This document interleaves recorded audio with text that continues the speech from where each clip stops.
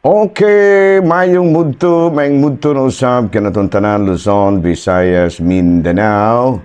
Mayong mudto Philippines, mayong mudto world, mayong mudto universe. Sana napunta mga higala, nini nga itong tulumanon sa kahanginan, CUNA Catechesis on Air. O ako lang gihapon kini yung ubus nga alagad, Reverendo Padre Edwin Academia Acab. Abino adlaw na usab karon nga Biyernes. Biyernes ba? Sabado. Sabado karon mga higala, no? Pizza, unsa man tanang pizza ha? 27 na, no? Pizza 27 na kini sa bulan sa Enero tuig 2024. Nahala, no? Maing mudto na kanatong tanan mga higala nang hinaot ko nga anaa kamong tanan sa kapiskay sa panglawas ni ining kamudtuhon. Abi na mga higala ato pa daing ating bayaon ug mayong mudto ang atong talahorong obispo, Bishop Julito B. Cortez, ang atong station manager, si Father Rama Ata, ang ato apong station manager dito sa Actin Basay, si Brother Elmer Lugatiman. Nahala, maing mudto kanimo Brother Elmer, o gantibuog pamilyang Lugatiman, no? Nanakay Apo Elmer, no? Dugay-dugay na mo gunagana sa unas Basay, mga higala. Gagmay pag ito mga bata ni Elmer karon nagduda jud ko nga nanay apo si naanay apo si Brad Elmer Lugatiman. Ayan, no? Nahala, may mudto na. Abay na mahigala, ari kita sa tuang CBCP News, Balitang Simbahan ni ining kamudtuhon. Ang Simbahang Katedral sa Antipolo napahimutang naisip usa ka international shrine. Nasayran nga kining maong katedral mao ang pinakauna nga nahimong usa ka international shrine diri sa nasod sa Pilipinas. Balita gikan sa Vatican, Pope Francis milatid na og mga lagda aron nga ma-regulate o matagaan og regulasyon ang pang-finance, ang mga financial activities sa usa ka opisina sa Vatican. Kini aron ma-monitor usab ang mga gastos sa nasangpit nga lugar.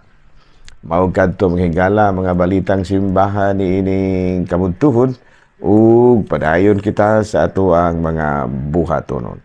Abino ari kita mahigala sa ato ang Saint of the Day. Abino January 27 ang ato karon nga Saint of the Day mao si Saint Angela of Merici, no? M-E-R-I-C-I, no? Natawag kini si Santa Angela sa Merici diadtong tuig 1470 ug namatay niadtong 1540, no? 70 anyos sa higala no nga niya matud pa membro kini siya sa Third Order of Saint Francis. Nagpuyo siya sa kinabuhi nga maampuon. Unya,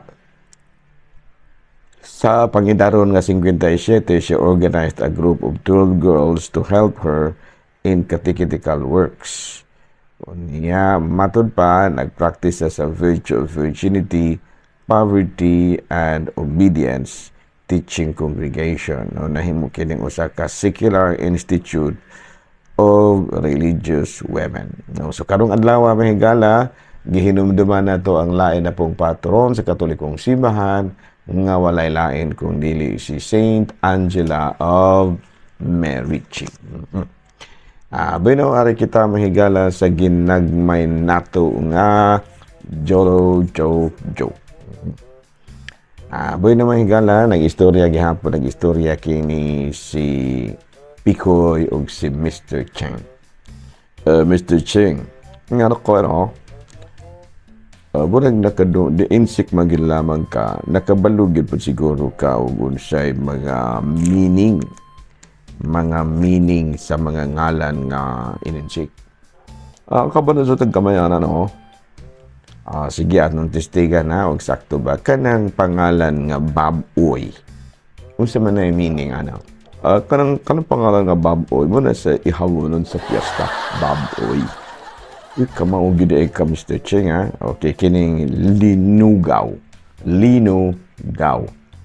kana siya ang kahulugan ni ana kana bitang ibtang ka sa tao o niya dili ka makakaon og gahi. Muna ang tawag nato niya na kanang ibtan ka sa tao o niya dili na ka makakaon og gahi nga pagkaon. Muna gitawag og lenong gaw. Kamao gid ay kang mo kuano mo ininsik gid. Okay, insik ba ako ba? Sige. Kining Nani Wang. Ngalan masid gihapon na. Ang kanang Nani Wang, mukha na siya ang babae nga gibiyaan sa uyab. O baka wala gi uyab. Muna nga na di siguro sa karawat siya nga wala sa uyab o gibiyaan sa uyab. Muna nga Nani Wang. My good kang minisik na Mr. Cheng. Kining Mary C. Ang pangalan Mary, ang apelyido na C. Muna siya gitawag og gigabaan. Nagbuhat ba siya daw tanong niya na karma o gigabaan ba? Okay. O ya kining Tino Lee. Ang iyang pangalan Tino, niya ang apelyido Lee. Muna siya sa inang lisaw ka circumcision ba? Circumcision. Tino Lee. Yan. O kanang Ino ang iyang pangalan, apelyido Tang. Ino Tang. Muna ang meaning nga dapat bayaran. Ino Tang. Okay, kanang Chonggu. Ang sama ng Chonggu. Muna si liwat mo ba Chonggu. Ayan. Amayo gide ka mo ininsik Mr. Cheng, no? Insikuta, no? Insikuta. Kanang gwapo. Amo na liwat na ako na siya, liwat na ako. Joke ba yun, Mr. Cheng? Joke na lang ito, may lain, oh. Okay. Lagi tila yung lingahan. Okay, ari na tayo mahigala sa ato ang katikisem. Yan na mahigala, no? Pwede na ba nga mag-fiesta? Muna first question. Pwede na ba nga mag-fiesta o niya walay patron? Well, anyway, dili gid siguro na pwede. Sa ko pasulti, naagid mo yung religious commemoration. Kini kong fiesta, it is a religious commemoration. No? Doon na gina siya religious implication. Sa ato pa, kung wala implication, pero daghan ka na. Dito pa ko naasayan sa oras bayawan, panahon pa to ni Anhing kanabitang Anhing, dito mayor dito sa una nga kanang amigo po nako ba? Saranya, Jerry Saranya. Nga iyag yung dili gid sa mosugot og kanang magfiesta nga walay misa. Kanang bitan kanang maingon bitaw niya, mayor kanang maglukat mi og kanang permit kay magpabulang mi kay fiesta manggod ingon niya mga kapitan ba maingon din to si Mayor di matandog yang kalag no si Mayor Jerry Saranya nya man inyo na napabalo si padre nga misahan na inyo ang fiesta ay wala ranyor kay wala man ni siya wala man ni siya patron ra wala may santos ingon gyud to si Mayor Jerry nga ay di na pwede dong di ko na mahatag og permit ana kay unsa man day ni bulang raman siguro ni imong gihimo ani. Lakad pagkasulti buyagon gito ni Anhing Mayor Jerry Saranya. Muna nga sakto gid po to si Mayor Jerry kay kanang gitawag nato og fiesta kinahanglan nga doon na gina si religious implication. No? It could be nga doon na religious event nga gisaulog ana pananglitan Pasko ingon ana pananglitan bagong tuig o pananglitan birthday sa usa ka santo ingon ana. Pero ingon nga magfiesta ra gyud ka nga wala ra gyud relihiyosong kahulugan. Dili gid na siya mao. No, klaro, dili na siya mao. Okay, laing pangutana. Father, kanang makasala ba ta Father kung manguan ta? Manugal ta? Tubag niya na the Bible does not specifically stated that gambling or lottery per se. No, wala gid sa resulter. The Bible only warns us to stay away from the love of money. Okay, kalagmitan gyud sa sugal kwarta man gyud na. Muna nga ang Biblia ningon ayaw gyud ninyo kanang palabiha ang salapi labaw pa sa Diyos. You cannot love both God and money.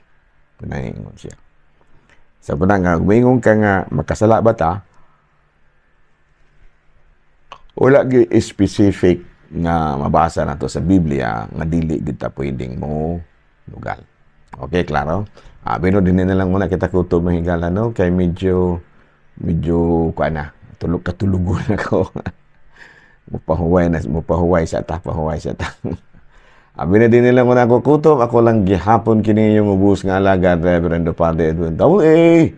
Mana, milit na usab kaninyo og manalangin kanato ang Dios makayagahong tanan, Amahan, Anak, Espiritu Santo. Good noon, Pilipinas!